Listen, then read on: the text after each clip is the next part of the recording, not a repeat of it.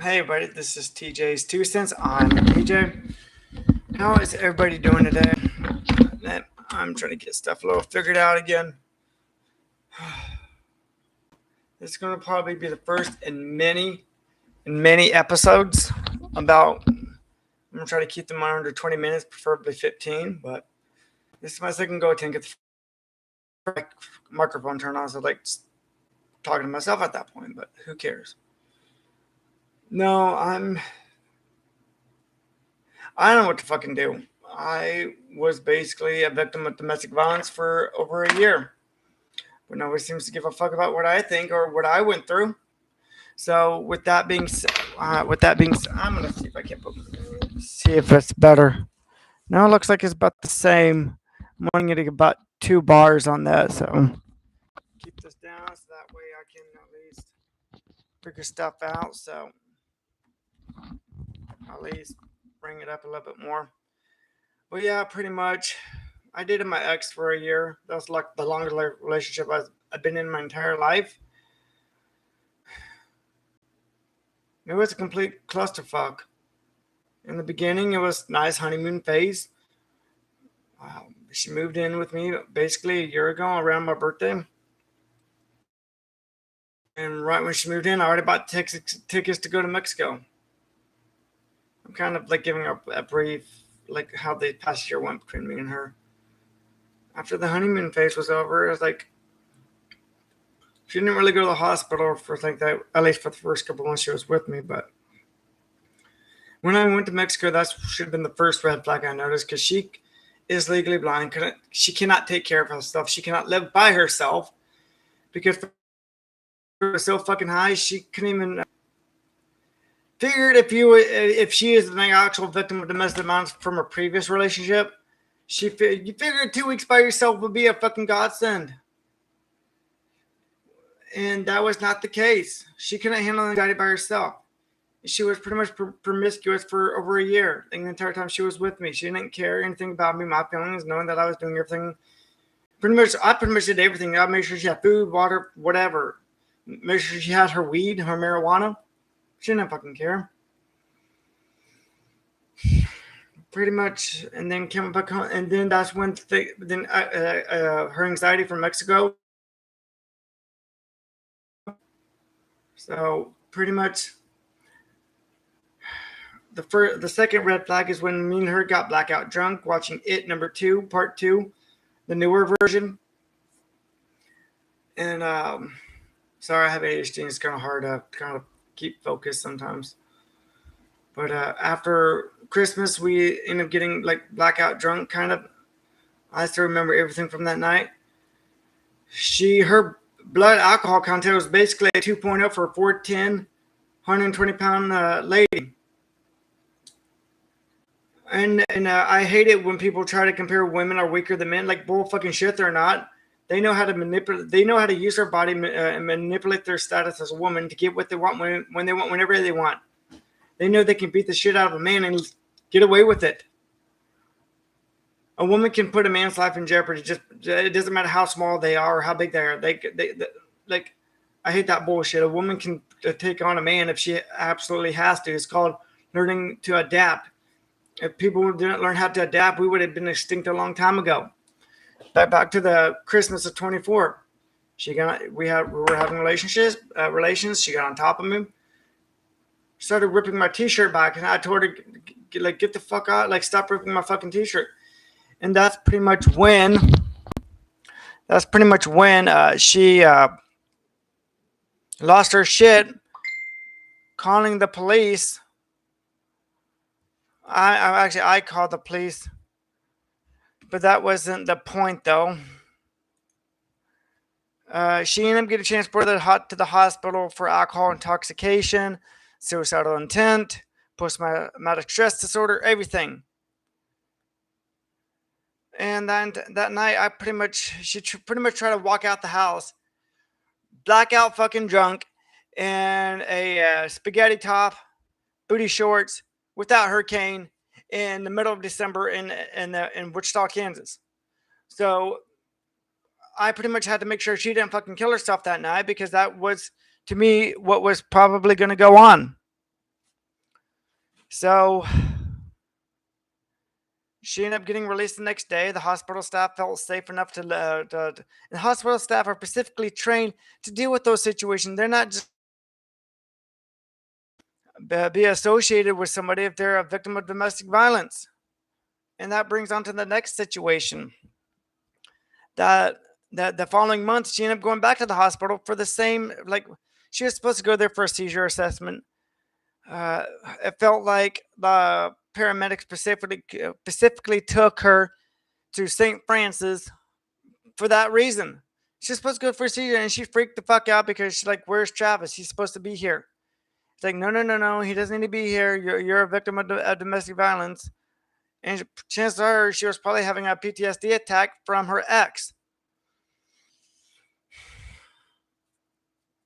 So, like, she was supposed to be there for a seizure assessment.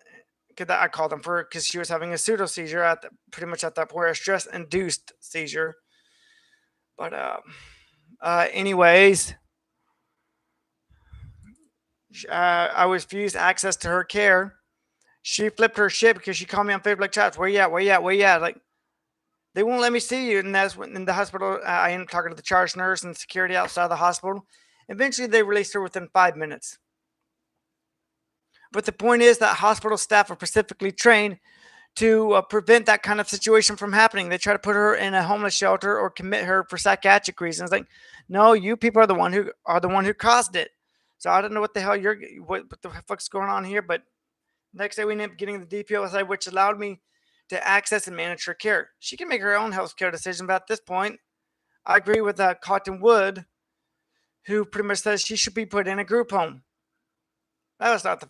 That's not the. She should actually be put in a fucking group home because she cannot handle it herself. She cannot handle her own finances, her own medical care.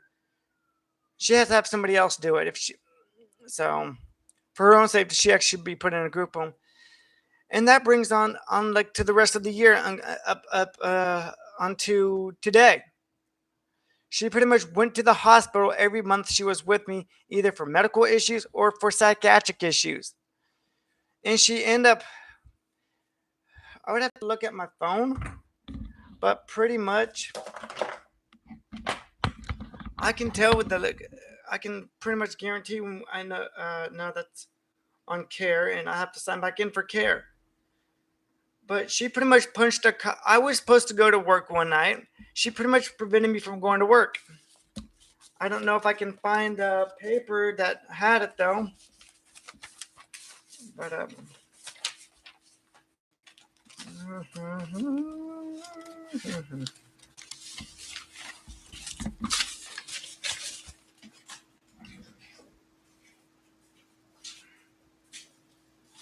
and I'm pretty sure she did not make it to her psychiatric medication appointment. I don't know if it was done through telehealth or not. But I'm trying to see if I can. No, I actually might be in the fucking car, to be honest. I'm not going to get it from the car. I'll see if my login.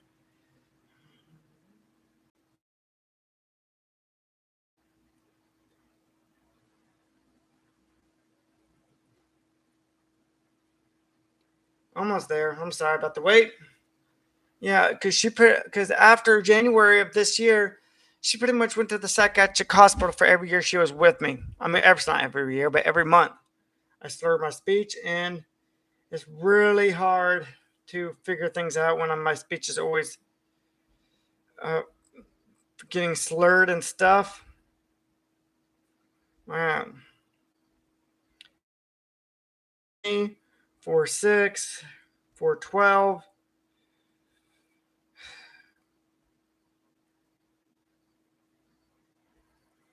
Yeah, I lost pretty much a weekend's worth of pay because of her.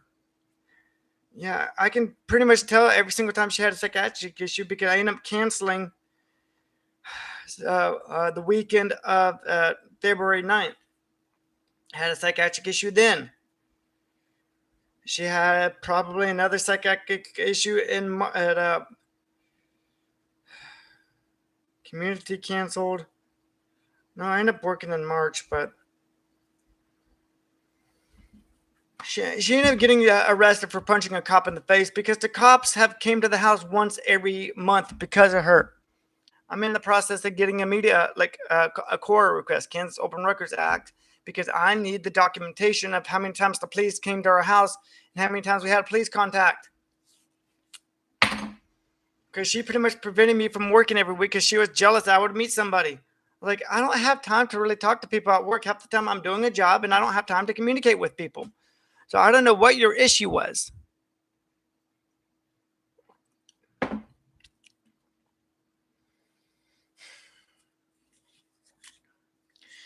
And I don't know when she specifically punched the cop in the face.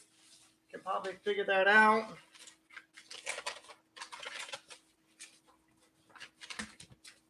Because I have her diversion reports right here. But to kind of go on some more. But yeah, that's pretty much what the. And then I don't know when she punched the cop in the face. I'm sorry, people. This is really disorganized because I'm actually freaking the fuck out half the time right now. Because nobody gives a fuck about me when a male is being accusing their spouse of domestic violence. They only care about the woman, which is like, what the holy shit, people. Yeah, because she got charged with domestic violence.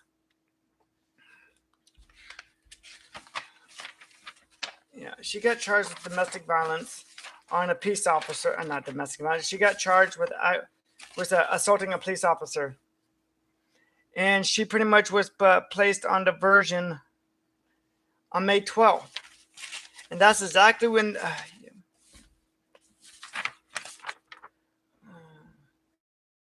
punched a cop in the face on March 21st. That's when she punched the cop in the face. Was March, so I had to cancel my shifts in February. She punched a cop in the face in March, and that's when I was supposed to go out of town for work. So she punched a cop in the face on March 21st. April, I know she ended up doing something stupid in April because she ended up having a freak out in the middle of the court, like before court. And she missed her first diversion appointment. That's probably when she missed the first diversion appointment. We had to go into court the next day to get her warrant cleared. And then she ended up going to the psychiatric hospital May of 25 because she tried to kill herself and couldn't handle the stress of going to court because they're going to arrest me. They're racist against brown people. They're like, that's not. And then she ended up going to the hospital again.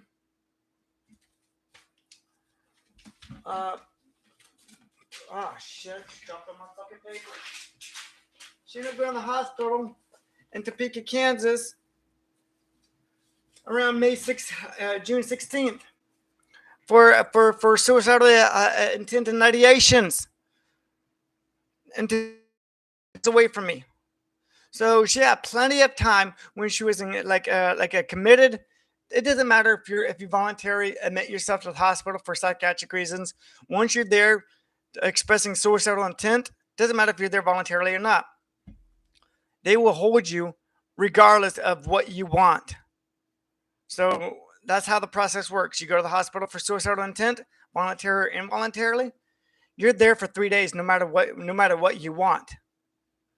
So she got transferred to Topeka, Kansas, and the thing is though, like that's a lot of time by yourself, 2 hours away from your spouse, and the hospital staff are specifically trained to look out for people who are victims of domestic violence.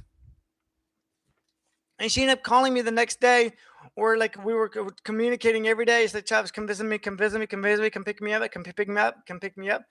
And I was going to sell my ass, sell my body to make sure I can go see her at the hospital in Topeka, Kansas, when my car broke down right outside of my job.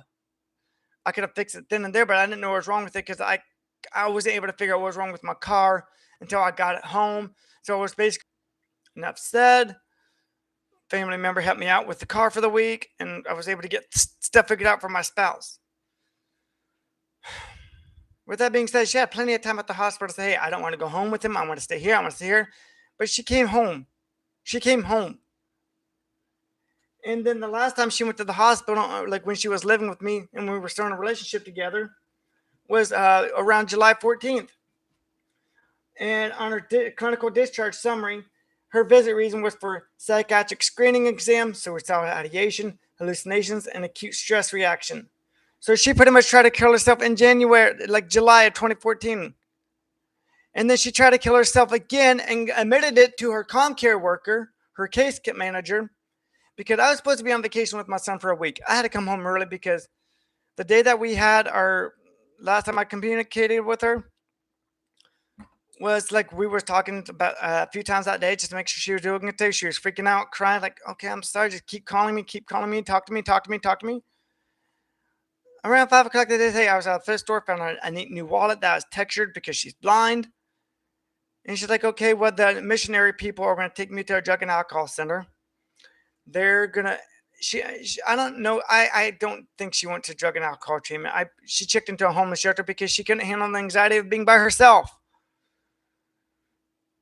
So I came home early to make sure that she wasn't in the hospital because she wouldn't talk to me. I was out of town. We had no arguments or whatever. Like she fabricated a story so she could get attention and be around people.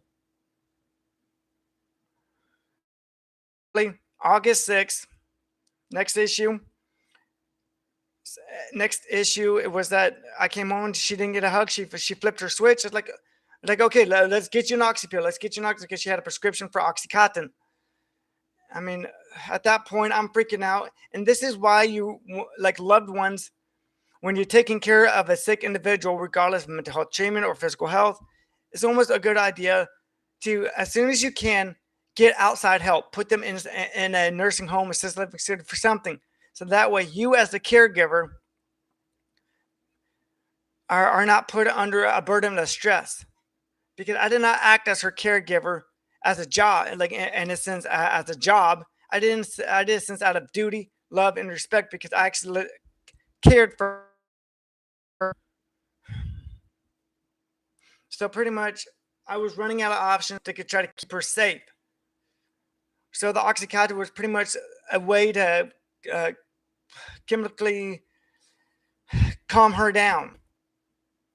And then like, okay, and I asked her like, hey, do you want to go to Tulsa to visit your friend Tori to get some medical weed from there, or do you want to go to Kansas City? Like, I just want to go to Kansas City.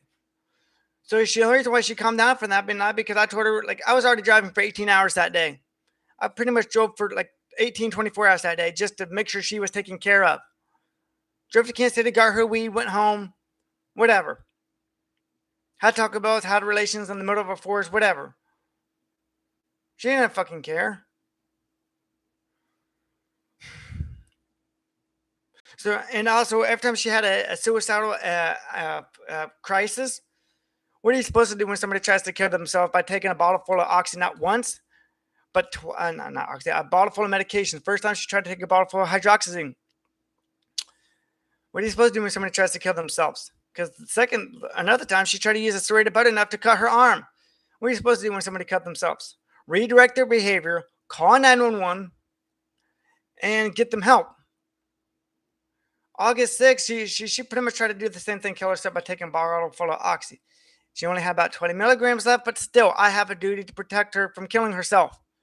I am a mandated reporter. I may work as a CNA medication aide, but I'm also a licensed operator to administrate nursing home, like assisted living facilities or beds less than 60 beds. With that said, I have a duty to make sure she's taken care of. The reason why I didn't call the police on August 6th is because I was able to calm her down, go take her to Kansas City and back. And now we're getting to basically the beginning of the story. Was the end of the story, like end of my year with her, was that it all sucked. I ended up having to file a protection order against her, meaning she was served papers. I'm the victim of domestic violence because she constantly put me and my son at safety at risk whenever she had these psychiatric issues. Having mental health issues is not an excuse for committing domestic violence. Having prior relationships where you were the victim is not an excuse to be a perpetrator against. Is not an excuse to commit domestic violence against your new boyfriend. Nobody cares about what I think. Nobody cares. And that's the issue that I have, is that I know I did nothing wrong. I did what I could to take care of her. And also for the past year, she was very promiscuous. She was pretty much talking to other men for the past year. And I didn't care who she talked to. Like when I found out about it, like, okay, what is this about? Can we please talk about it? She would get so angry and defensive and try to walk the fuck out and freak the fuck out. She did not fucking care. So, and if you really want to figure out what the fuck's going on, you can visit her. She's in Wichita, Kansas, 4121 East Wilma Street. Wichita, Kansas. You can either help her or figure her out. Her name is Destiny Taryan, Tanyan. So, yeah, I'm giving out personal information on purpose because I want people to know that she is a very disturbed person. She cannot take care of herself. I should know. I dealt with her for a year. She needs help. And I'm afraid that if she comes back into my life, she's just going to ruin it. Because when a man is accused of domestic violence, that's two things people hate in most societies. When people and when somebody's accused of domestic violence, if somebody's accused of anything against women or children, they will kill that fucking person just based on the accusation alone. This is exactly like the Salem witch trials. The fact that the police investigated me and her for a past year, and I gave the police a thumb drive, over 12 gigabytes of data that I had against her, and they found no criminal wrongdoing. And I had that recording with the officer, audio recorded with the officer. No criminal wrongdoing. Multiple officers, multiple departments investigated and found no criminal wrongdoing between us. In a relationship, two people are going to argue. That's normal. But was it normal that I had to deal with her situation almost every single year?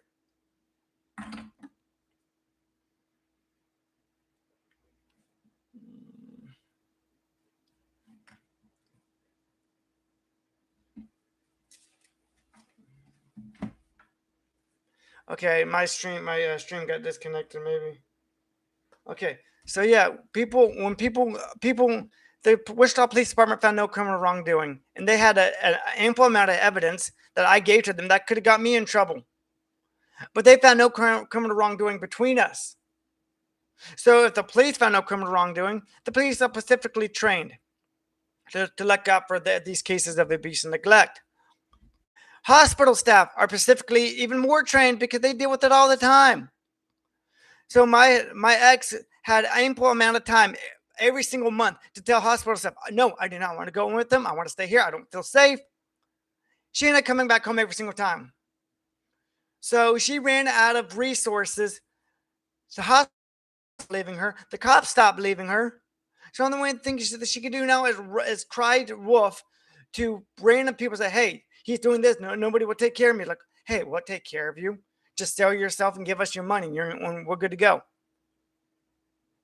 I don't know what to do. I'll probably make some more live topics and just keep venting and venting and venting and hope that things happen and things. Hopefully, I feel better. You guys can hit me up in the comments below. I don't know if my social media contacts is loaded on YouTube, but this is too much for me. This is why men in my age end up fucking doing something stupid to themselves. Nobody gives a fuck. Now I'm not that stupid. My plan now is to pretty much save up enough money, go to Mexico for 3 months at the beginning of the year. So, all right. I'll talk to you guys in the next one because my life just sucks at this point. All right. See you guys in the next one.